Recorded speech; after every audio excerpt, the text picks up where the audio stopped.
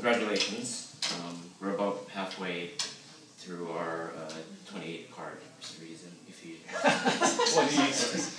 And I'm going to keep it going with my message entitled, Keeping It Real in Love. And in the spirit of keeping it real, I'm going to be really real with y'all. So it's going to be a little raw. I apologize ahead of time for that. I think I'm a pretty reasonable guy. I think I have a pretty decent tolerance level. I'm pretty patient, I think. But you know, I'm still kind of human. Although through Christ I'm being transformed more and more into the image of God, I have things that bother me still.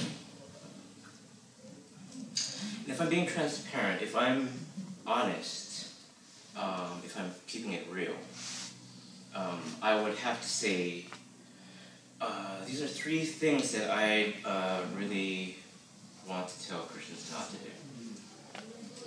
These are three of my top pet peeves, if you will. Now, these aren't teaching points now, so don't write them down and share them with others. I'm sharing them in strict confidence with you and whoever watches this video. So one, I don't really like it when people tell others how simple the gospel is.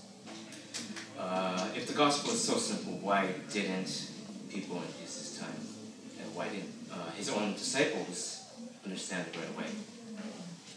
How would we nearly 2,000 years later have a more clear and easy understanding to it? If the gospel is so simple, why do we largely struggle with low church attendance, minimal growth, immaturity, scandals, politics, and division, not just across denominations, but within individual churches, let alone winning over the entire world?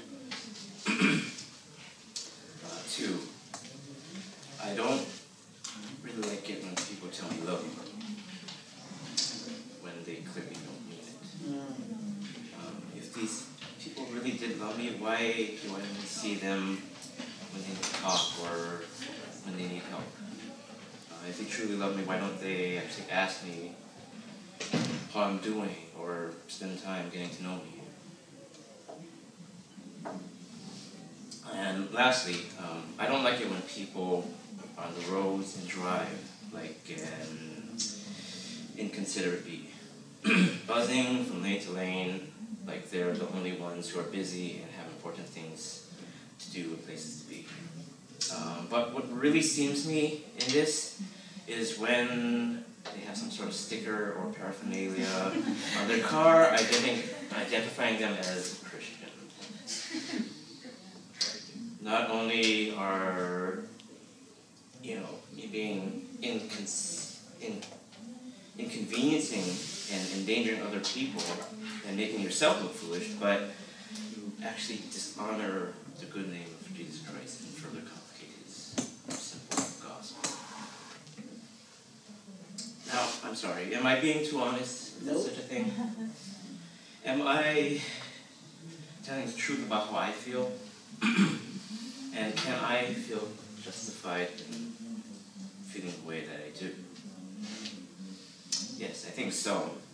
But does that do anyone any good?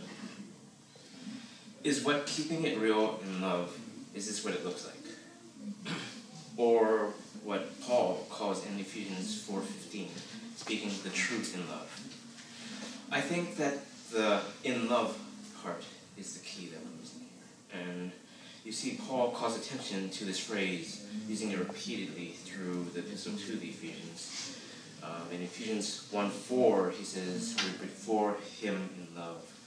Ephesians 3:17, rooted and grounded in love, forbearing one another in love. In Ephesians 4:2, 4:15, speaking the truth in love. 4:16, edifying the body in love.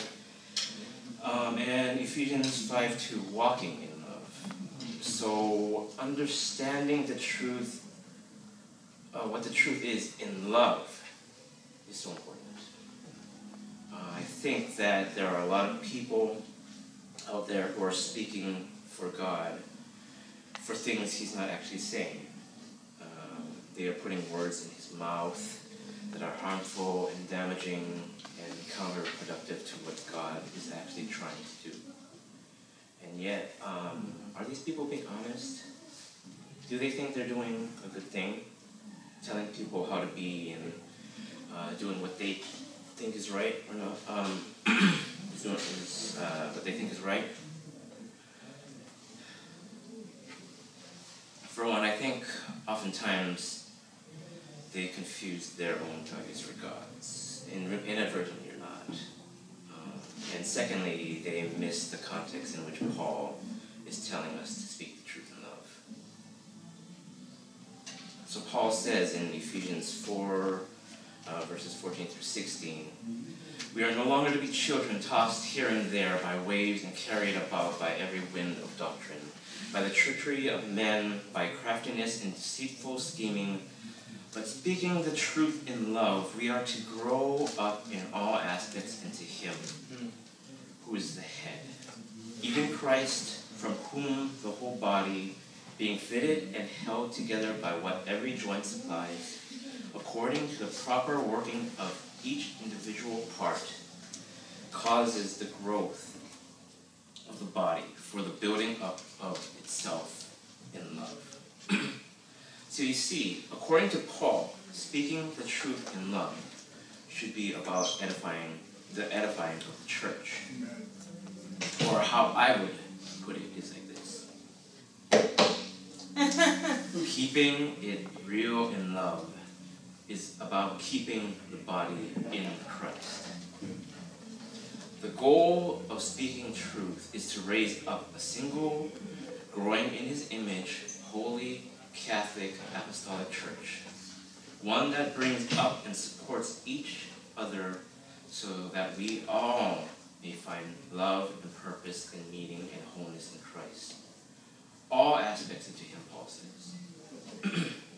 And if we step back and look at this from a wider perspective, if we're looking at the bigger picture, I think this makes sense for God, doesn't it? If all truth is God's truth, and if God's truth is spoken in love, supremely because he is love, for the edifying of his unified body, then some of the truths we speak may not actually be true. Sounds rather weighty, isn't it? Not such a simple thing. So how do we do this? How do we do this? I would like to spend the remainder of our time today thinking about three things, which hopefully will help us as we endeavor to keep it real and still keep the body in Christ. Number one, keep not just our greatest hits, but the whole anthology. So, there are parts of the Bible that each of us gravitate to naturally, stories that we tend to identify with, scriptures that seem to stick in the minds a little better for some of us, things we want to emphasize over others. But as I mentioned in my previous talk, it's easy to think that we're doing what God wants us to do. We're going into his word and doing our devotions, but when we do that, we kind of tend to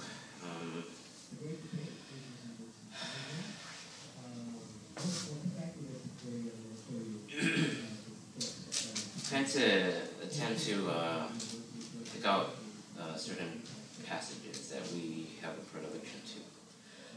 Maybe we know them already, or maybe it's something we want to hear about from God. But what about what God wants to say to us? The depth is found in spending the time and effort in knowing the Bible from cover to cover, every passage in the context of the whole story, and seeing how God is working through it all.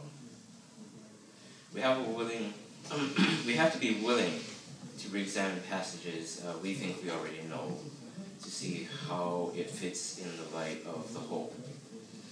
And if there is something difficult, we have to have the courage and question and work out these questions together, which leads me to my second point, which is to keep it personal and communal. We need to take responsibility for this, for what we know and what we do as the church. Paul tells us it is the whole body being fitted and held together by what every joint supplies, according to the proper working of each individual part, causes the growth of the body. And a lot of times, I think we confuse Sunday morning roles as our sole responsibility. That if we're able to accomplish those tasks, then maybe we're exempt and free to think and do whatever we please the rest of the time. But in verse 14, Paul tells us that we are no longer to be children tossed here and there by waves and carried about by every wind of doctrine. Meaning we, all of us in the body, need to mature in what we know, to the measure of the stature which belongs to the fullness of Christ, as it says in verse 13. And third, keep not just the commandments, but the heart of the commandments. By this, what I'm saying is that our speaking the truth in love is not simply about compliance, but internalization. It's not a list of rules we need to follow or a set of behaviors we have to live up to. For me, I can't stand simplicity oftentimes, because what that does far too often is give reason for people to shut off their minds, to make it about a list or a set of bullet points, and what we're left with are people unengaged, people who think that that's all we're about, people who try to legalize it and justify it and such, and just others who don't believe this Christian walk is for them because of that. To understand how we must speak the truth in love, I think we have to go back to understanding how God speaks to us, how He meets us, how when we meet Him, we are like little children who are tossed about in the waves of what people tell us. When we are children, people tell us what to do, and we do it. Oftentimes at the threat of a scolding or spanking, while only given the reason because I said so. And at the same time, we internalize these things as part of who we are. It becomes part of our personal driving narrative. It becomes okay to hit and to yell and control others with the threat of punishment, and to do so with very little reason to. But it's Jesus who intercepts us and redirects us in our story with His story of grace and truth and love and our redemption. And so it is with us to work with God to help others reinterpret and reframe the narratives that guide their lives in the light of God's story for us. And the best way I think we can do it is to do what He did for us. To meet them where they are. To stop and to think and to walk hand in hand with them through their hopes, their fears, their dreams, as our story and theirs intersects with the one who keeps it real in love.